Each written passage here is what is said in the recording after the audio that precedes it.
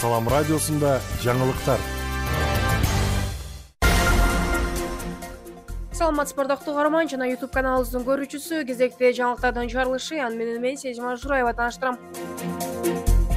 Лейлектеги Капчыгайда жоголгон орусиялык альпинисттин жансыз денеси табылды. Бул маалыматты Өзгөчө Кырдалдар министрлигинен билдиришти. Ага ылайык орусиялык альпинист Евгений Глазуновдун сөөгү 22 февраль күнү табылган.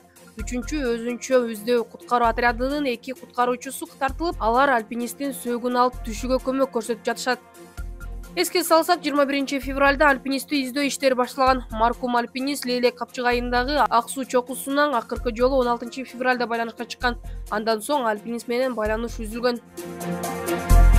Кадамжайда 14 кекиликти мыйзам саткан 2 мергенчи кармалды. Облустук милициянын маалыматына караганда, Кадамжайдын Айрыбас айыл аймагынын Кожо Кайыр жайлоосунда 2 тургун аңчылык сезондун бүткөнүнө карабастан өздөрүнүн ок атуучу куралдары менен 14 дана кекиликти атып мыйзамсыз аңчылык кылган. Алар ушул жылдын 20 февралынан 28 февралына чейинки аралыкта жүргүзүлүп жаткан мал уруу касапчы аталышындагы иш-чаралардын жүрүшүндө кармалды.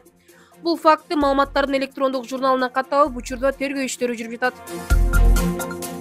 Кадамжайда мыйзамсыз курулган дагы 30 объект бузулду. Бул тууралуу Суу ресурстары, айыл чарба жана кайра иштетүү өнөр жай министрлиги билдирди. Маалыматка ылайык, министрликке караштуу жерди жана сууну көзөмөлдөө кызматынын Баткен аймактык бөлүмү Кызылкия шаарына Кадамжайдын 3 коргон айыл аймагына жүргүзгөн. Текшерүүнүн жыйынтыгында Кызылкияда 3 объект, 3 коргондо 27 объекттин мыйзамсыз салынганы аныктаган. Мындан улам аталган объектилер боздурулуп, жерлер баштапкы калыбына келтирилди. Андан тышкары аймактагы 53 объекттин ээсине эскертүү берилген. Булардын ичинен 18 материал Кадамжай райондук ички иштер бөлүмүнө өткөрүлгөн. Баткенде мекен коргоочулар күнүнө карата облус башчысынын кубогу өттү. Бул тууралуу облустук бийликтин басма сөз катчысы билдирди.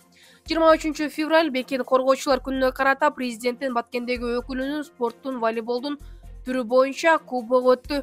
Мелдешке облус аймагындагы аскер бөлүктөрүнүн жана күч түзүмдөрүнөн жалпы 7 команда катышты. Мелдештин жыйынтыгы менен 1 орунду Өзгөчө Кырдалдар министрлигинин Баткен облусундагы башкармалыгы, 2 орунду 20-53 аскер бөлүгүнүн Бөрү Атайын багыттагы отряды, 3 орунду облустук ички иштер башкармалыгы, 4 орунду Ички иштер министрлигинин 7707 ички аскер бөлүгү ээледи. Мелдештин жыйынтыгында кызыктуу оюн көрсөткөн жеңүүчүлөргө облус башчысы Абдикарим Алимбаевдин кубок жана дипломдору, акчалай сыйлыктар тапшырылды. 23 февралга алынган жаңылыктар мына ушулар болду. Кийинки эфир алкымындашканча саламатта туруңуз. Салам радиосунда жаңылыктар.